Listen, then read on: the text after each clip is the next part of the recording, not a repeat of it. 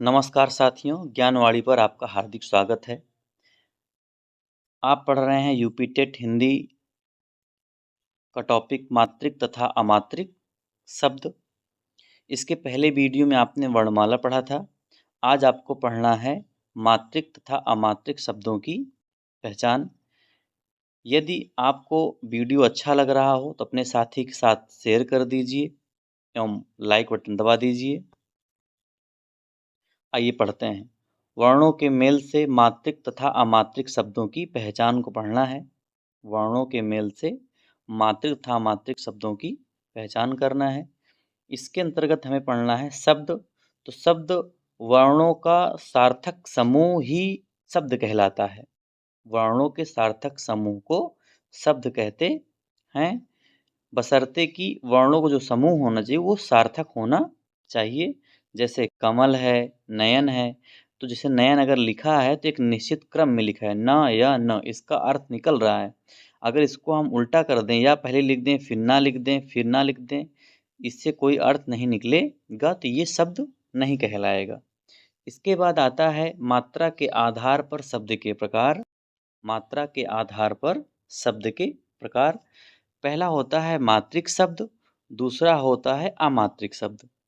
तो दो प्रकार हैं मात्रा के आधार पर, मात्रिक शब्द और अमात्रिक शब्द। पहला पढ़ते हैं अमात्रिक शब्द।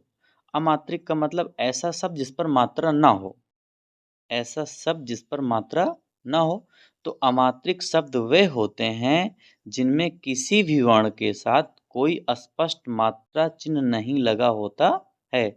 मतलब ऐसे शब्द जिन पर मात्रा का चिन्ह ना लगा हो वे अमात्रिक शब्द होते हैं। इसमें जैसे अगर मान लीजिए शब्द पर अनुस्वार आ जा रहा है, चंद्र बिंदु आ जा रहा है, तो ये शब्द भी जो है अमात्रिक ही कहलाएंगे। ये शब्द जो है अमात्रिक कहलाएंगे क्योंकि अनुस्वार जो है वो स्वर में नहीं आता है। जैसे उदाहरण के तौर पर जैसे कलम है, गमन है, तो ये जो है ये है अमात्रिक शब्द है। इसमें कलम पर कोई भी किसी भी वर्ण पर मात्रा नहीं लगी है।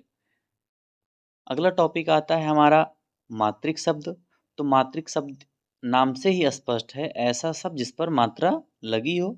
मतलब मात्रिक शब्द वे होते हैं जिनमें कम से कम एक वर्ण के साथ स्पष्ट मात्रा चिन्ह लगा होता है, मात्रिक शब्द कहलाते हैं। जैसे उदाहरण है किताब, पीला। तो किताब जो शब्द है इसमें का पर छोटी ई की मात्रा लगी है, ता जो है ता पर बड़े आ की मात्रा लगी है। मतलब ये मात्रिक शब्द है। तो हम देखकर ही पहचान सकते हैं कौन मात्रिक शब्द है और कौन मात्रिक शब्द नहीं है। यदि मात्रा है तो मात्रिक शब्द होगा, यदि मात्रा नहीं लगी है नहीं लगा है उस शब्द पे तो वो शब्द अमात्रिक शब्द होता है। फिर अगला प्रकार आता है रचना के आधार पर शब्द के प्रकार। रचना के आधार पर शब्द के प्रकार। इसमें तीन प्रकार होते हैं, रूढ़ शब्द, यौगिक शब्द और योग रूढ़ शब्द। रचना के आधार पर तीन प्रकार के शब्द होते हैं। पहला है रूढ़ शब्द, दूसरा है यौगिक शब्द और तीसरा है योग रूढ़ शब्द। तो पहला है रूढ़ शब्द। तो रूढ़ का मतलब ही होता है दृढ़, किसी के प्रति डेडिकेटेड होना। जैसे जो रूढ़ शब्द होते हैं उनका कोई सार्थक खंड नहीं होता है। रूढ़ शब्द का कोई सार्थक खंड नहीं होता है। जैसे दिन है, घर है। अगर इसको हम इसका खंड करना चाह रहे हैं, अगर हम घर को अलग अलग लिख दें, मान लीजिए घा लिख दें और अलग से रा लिख दें, तो इन सब का कोई सार्थक अर्थ नहीं निकल रहा, ना तो घा का निकल रहा ना तो रा का निकल रहा है। अतः जो ये दिन है, घर है, ये हो जाएंगे रूढ़ शब्द। इसके आता है यौगिक शब्द। यौगिक शब्द का मतलब होता है जो दो शब्दों से मिलकर बना हो। दो शब्दों से मिलकर बना हो उसे हम कहते हैं यौगिक शब्द। जैसे हिमालय, विज्ञान। तो हिमालय जो शब्द है, हिमालय शब्द दो शब्द से मिलकर बना है। एक हिम है और दूसरा है आलय। हिम का मतलब होता है बर्फ, आलय का मतलब होता है घर।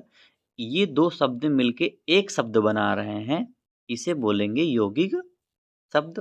जैसे विज्ञान है, विज्ञान भी दो शब्द से मिलके बना है, वि प्लस ज्ञान, तो ये जो हो जाएगा ये यौगिक शब्द होगा।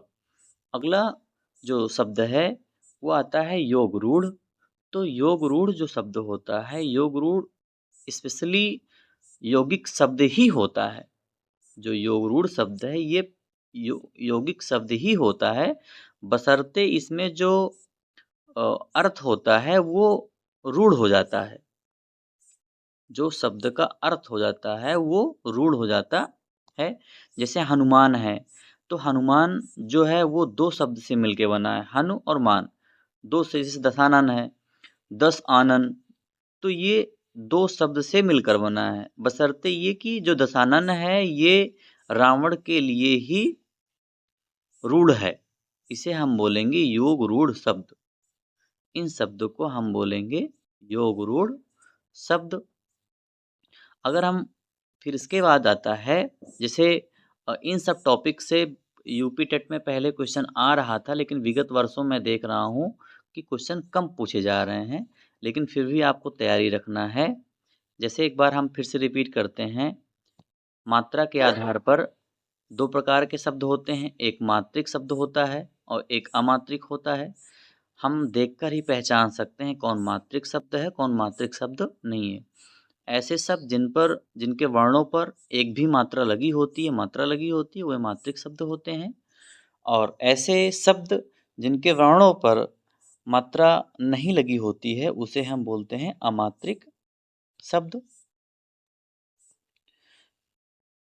फिर रचना के आधार पे अगर आते हैं तो रूढ़ शब्द, यौगिक शब्द, योग रूढ़ शब्द, तो ये तीन होते हैं। तीन में जो है जैसे अगला है जो रूढ़ शब्द होता है वो ऐसा शब्द जिसका सार्थक खंड न हो सके वो रूढ़ शब्द होगा।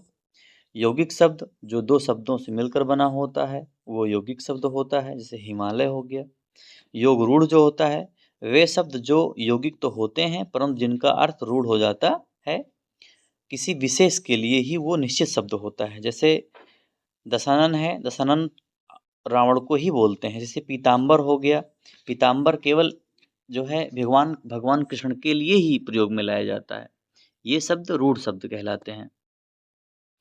जैसे यूपी टेट 2017 में एक क्वेश्चन आया था, पेपर फर्स्ट में एक क्वेश्चन आया था, ये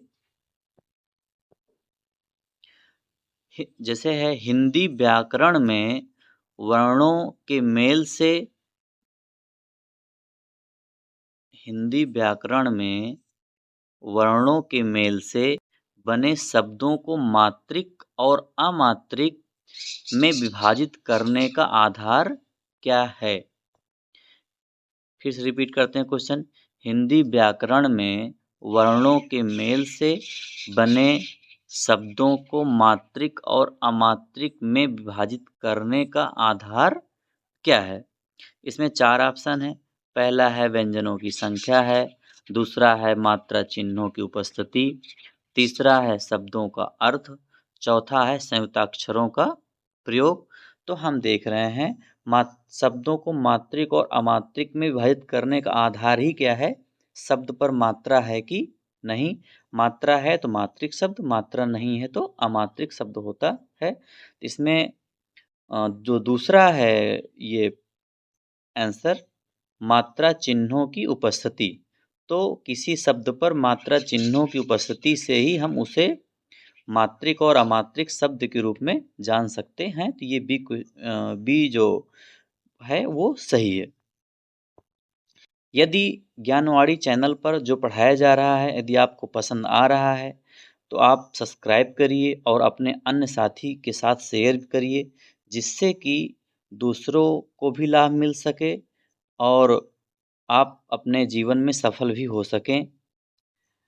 ज्ञानवाणी का एकमात्र उद्देश्य है कि आप सब अपने गोल को अचीव कर सकें। मिलते हैं आगे वीडियो में। धन्यवाद।